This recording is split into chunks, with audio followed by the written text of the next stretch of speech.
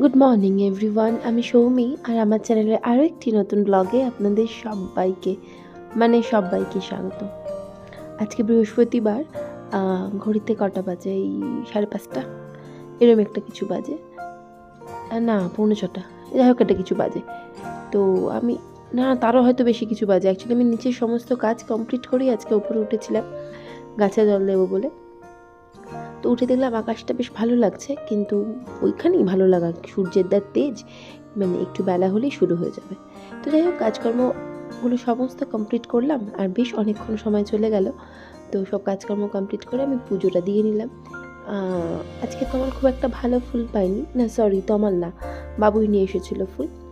তো ফুল পুজো দিয়ে যখন নামছি দেখলাম আমার এই পর্তুলিকাগুলো ফুটেছে। একদমই যত্ন করি না, সেজন্য গাছগুলো যেন কেমনই হয়ে গেছে। ওই গাছগুলো যত্ন করা হয়নি অনেকদিন।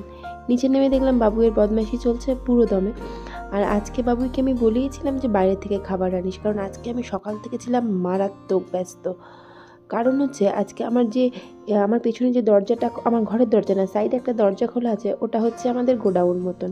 তো ওখানে আমি সমস্ত জিনিস স্টোর করে রাখি, আমার যা এক্সেস বা যা আমি ওখানে স্টোর করি। কিন্তু গতকালকে থেকে একটা অদ্ভুত স্মেল আসছিল। তো আমি বললাম কিছু তো নোংরা হয়েইছে নিশ্চয়ই, চলো একটুখানি পরিষ্কার করে নেওয়া যাক। আর অনেকদিন পরিষ্কারটা হয়নি, তো তমালেই সব টোটাল পরিষ্কার করে দিয়েছিল ভোরবেলা উঠে। ভোর 6:45 উঠেছিল। যাই হোক, তো এদিকে আমার ওই জন্য কাজ করতে আজকে মারাত্মক লেট হয়ে গেছে, শরীরটা ভীষণ ল্যাদ লাগছে। ও পরিষ্কার করেছে বটে, কিন্তু ওর সঙ্গে সঙ্গে তো আমিও হাত লাগিয়েছি। আর ওই 5:30 ঘুম থেকে উঠে 5টায় ঘুম থেকে উঠেছি আজকে আমি, সমস্ত কাজ কমপ্লিট করে আর পারা যাচ্ছিল না। তো যাই হোক, আমি তোমাকে বলেই দিয়েছিলাম যে আজকে না বাইরের থেকে খাবার আনাবে, ওই জন্য বাইরের থেকেই খাবার আনা হয়েছিল আজকে। তো খাবার খাওয়া কমপ্লিট করে ফেললাম, বাবুই তো আমার সাথেই খেলো। আর তারপরে ভাবলাম যে ডাইনিং টেবিলের কভারটা একটুখানি চেঞ্জ করে ফেলি, কারণ এখানটায় ভীষণ মারাত্মক নোংরা হয়েছিল। তো এরপরে আমি খাবার রান্না বসিয়েই দিয়েছিলাম। ভাতটাও এটা আজ একটু ফ্রাইড রাইস করবো ভেবেছিলাম। তো ফ্রাইড রাইসের চালটা ফুটিয়ে নিচ্ছিলাম। আর একদিকে আমি থোড় ভাজা বসিয়ে দিয়ে একদিকে ভাত, আর একদিকে আমি আজ ডিমের কারি করব ভেবে রেখেছি। তো সেই সমস্ত কিছু একসাথে বসিয়ে দিলাম। আর আজকে গেল ডিমটা ভেঙে উল্টা দিকে যে ভেঙে চুরে একাকার করে ফেলেছি ডিম, এই যে ডিমের অবস্থা। তো এদিকে থোড় ভাজাটাও হচ্ছে, সবই রান্না হচ্ছে একসাথে। আর একদমই শরীরটা যেহেতু ভালো লাগছে না, মনে হচ্ছে কখন রান্না বান্না কমপ্লিট হবে আর আমি একটুখানি শুয়ে পড়বো। তো শুলে তো আর হবে না, অনেক কাজই থাকে। এই যে বলতে বলতে কিছু বাসন পড়েছিল, যে বাসনগুলো সমস্ত আমি এক এক করে মেজে নিলাম।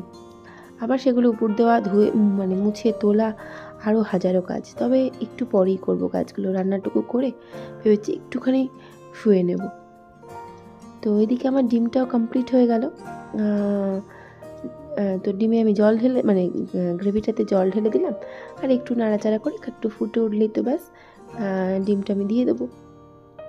তো বলতে বলতে আমার ভাতটাও কমপ্লিট হয়ে গেছে, আর ভাতটা আমি উপর দিয়ে নিলাম। আর এদিকে আমার ডিমও ফুটে উঠেছে। তো একটুখানি গরম মশলা গুঁড়ো দিয়ে ডিমটা নামিয়ে নেবো। আর এই যে বললাম না ফ্রাইড রাইস করবো, কিন্তু এই মারাত্মক গরমে ভাবতেই পারে যে সবাই তোমারও আমায় বলছিল পিঙ্কি ফ্রাইড রাইস করবো, আমি না করলে না চালটা নষ্ট হয়ে যাবে। আর তার মধ্যে করেছি আর এক ব্লান্ডার, এই পনিরগুলো আমি আগে ভেজে তুলে নিতে ভুলে গেছি। ব্যাস একটু সমস্যা হচ্ছিলো, সেই জন্য একটু সাইড করে পনিরগুলো ভেজে নিচ্ছিলাম। তো তারপরে সমস্ত ভাজাভুজি কমপ্লিট, আর তারপরে চালটা দিয়ে দিলাম, আর একটু নাড়াচাড়া করলেই তো ব্যাস রান্না একদম রেডি হয়ে যাবে। আর থোড় করতে না বড্ড সময় লাগে, এত রান্না হয়ে গেল, থোড়টা কিন্তু এখনও কমপ্লিট হয়নি আমার। তো যাই হোক, ফ্রাইড রাইসটাও কমপ্লিট হয়ে গেল, খেতে কিন্তু বেশ ভালোই হয়েছিল। তো আমার একটু মিষ্টি মিষ্টি ভালোবাসে, তখন আর নিজেকে সুগার পেশেন্ট বলে মনে রাখতে পারে না। তো এদিকে রান্নাঘরটাও মোটামুটি গুছিয়ে ফেলেছি, আর সমস্ত বাসনপত্রও মেজে ফেলেছি। আর আমি বসে গেলাম সোজা খেতে, সবারই খাওয়া হয়ে গেছে, যা বাকি থাকবে সেগুলো আমি ধরে ফ্রিজে তুলে দেবো। আর ব্লগটা এখানেই শেষ করলাম। ভালো লাগলে প্লিজ পাশে থেকে যাবেন আর ভিডিওটা দেখার জন্য থ্যাংক ইউ সো মাচ।